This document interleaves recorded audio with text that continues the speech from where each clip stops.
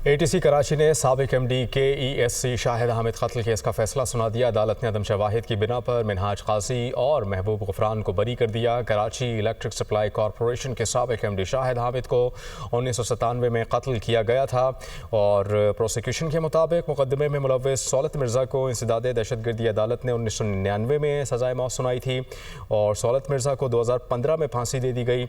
2016 में पुलिस ने मिनहाज काजी और महबूब गफरान को भी गिरफ्तार किया। अब्दुल हसीब कराची से हमें ज्वाइन कर रहे हैं। हसीब, आपके पास क्या खबर है?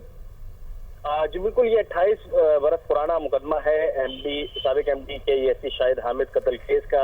ATC की जानिब से जो है वो फैसला सुनाया गया है और दो मुल्ज़िमान मिनहाज काजी और महबूब गफरान को जो है उस मुकदमे से जो है वो बरी किया है। इस मुकदमे में जो है वो मरकज़ी मुल्ज़िम सौलत मिर्ज़ा को जो है वो 1999 में सज़ाए मौत सुनाई गई थी, जिस पर 2015 में अमल दरामद भी कर दिया गया था। ताहम मुल्ज़िमान जो है वो इस मुकदमे में मफरूर उनको ज़ाहिर किया गया था। 2016 में जो है वो दो मुल्ज़िमान को गिरफ्तारी के बाद ये मुकदमा दोबारा शुरू हुआ था और अब जो है वो इस मुकदमे का फैसला सुनाते हुए अदालत ने दोनों मुल्ज़िमान मिनहाज काजी और महबूब गफरान को जो है वो इस मुकदमे से बरी किया है।